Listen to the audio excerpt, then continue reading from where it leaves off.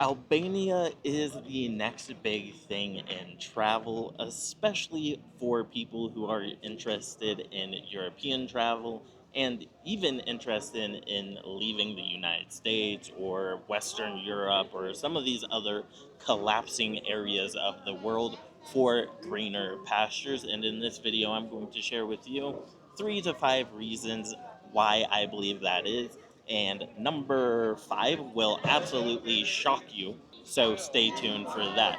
Now, with all that said, let's go ahead and get into the video. So the first reason is simply value for money. So that is a fancy way of saying you're paying this much, but what are you getting in return? And Albania has some of the best value, not only in Europe, but in the entire world. So I use this example I've used this example multiple times on my channel. You can go to Albania, you can go to a place like Durrës, which is on the coast, and you can get a beachfront condo from Airbnb, which is inflated prices, for less than 500 bucks per month. Where else in the world are you getting that? And keep in mind, this is not a bad beach, it is not a low quality beach.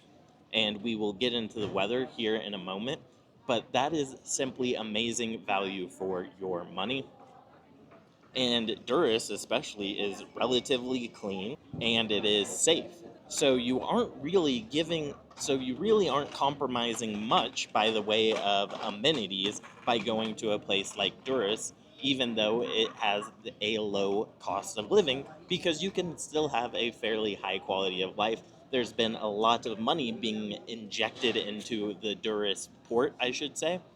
So that is something to be aware of. So, long story short, it is simply just great value for your money.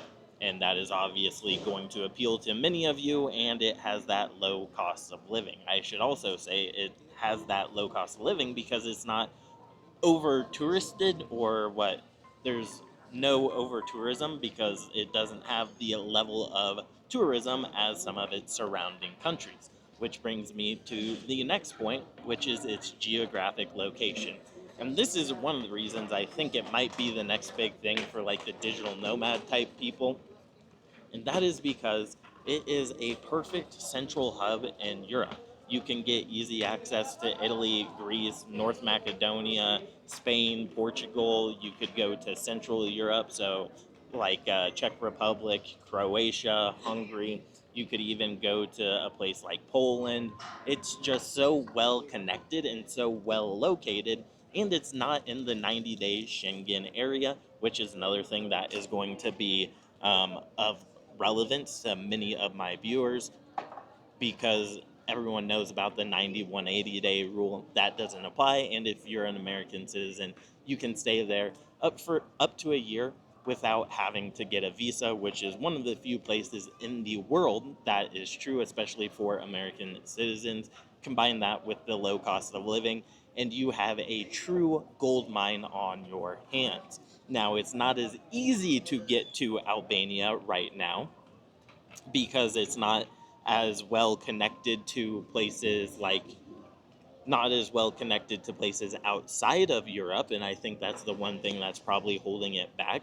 But its geographic location is ideal, and part of this leads into number 3, which is the weather. The weather is absolutely amazing. Mild winters and mild but warm summers. So it's not going to be like blazing hot in the summer, but it does get warm.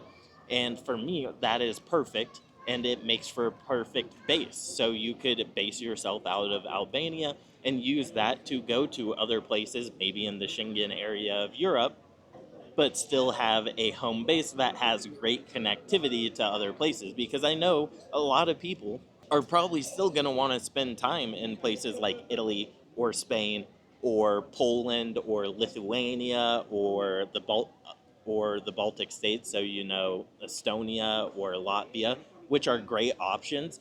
But in the winters, those get brutally cold, and so maybe you just want to enjoy the prime time in those places. And so, once again, that's why I think Albania is a great, great location. I will say, infrastructure wise, it's not quite up to par just yet, but it is extremely walkable.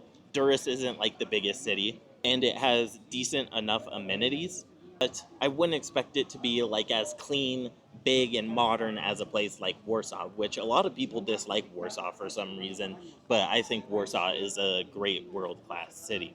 Speaking of that, there's also a high level of English, and it's relatively safe as well. I've talked about this quite a few times on the channel as well, that you will see single women walking around at night in Albania, and that is an indicator that they think it is safe enough to do so, or else they wouldn't be doing that.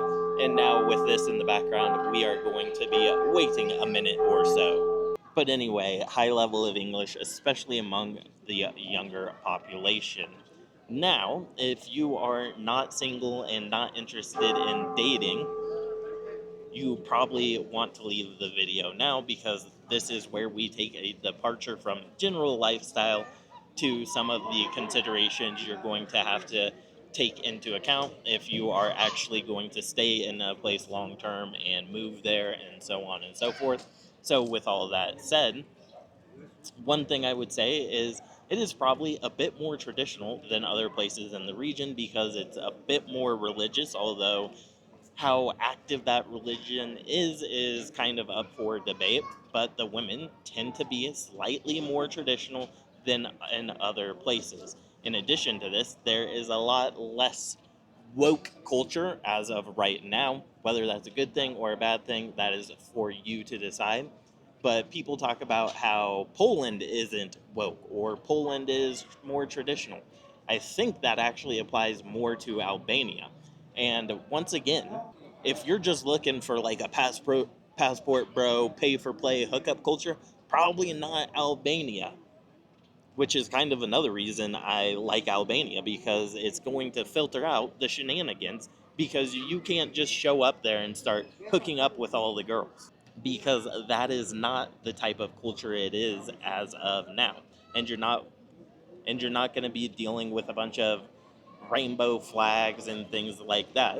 I'm not saying that's good or bad. I'm just saying it is not woke. It's not like super feminist. In fact, I think it's probably whatever the opposite of feminism is. I think you should probably anticipate paying for most things if you go there. But in return, you get really feminine women, and for my money, I think they are fairly attractive. If you want to see what um, the women look like, you can look at like Dua Lipa, which is obviously the higher level of beauty in Albania, but I wouldn't say it's like super uncommon to see that level of beauty there. And I will caution you, I've never been in a long term relationship with any Albanian women. I only have talked to Albanian women, and I only went out like a couple times with Albanian women. So I'm by no means an expert on Albanian women. I'm just sharing with you what they told me, and more importantly, my observations, because I don't put a lot of stock into what women say. I more pay attention to their actions, because actions speak louder than words, as the famous saying goes. But with all that said, this confluence of factors combines to create a place that has a lot of potential, and a place that I think could be the next big thing, especially among travelers and foreigners looking for other places to go. And it kind of has a bit of a Goldilocks vibe to it. But as of now, it is a hidden gem, so I would highly recommend you go and check it out, especially if you're interested in being there long term, because everyone knows the early bird gets the worm, and so I think this is a place that could have a significant amount of potential. Now, with all that said, we're going to wrap up this video. Thank you for watching. I truly appreciate it. Let me know your thoughts in the comments down below, and I will see you guys in the next video. And as always, peace, much love.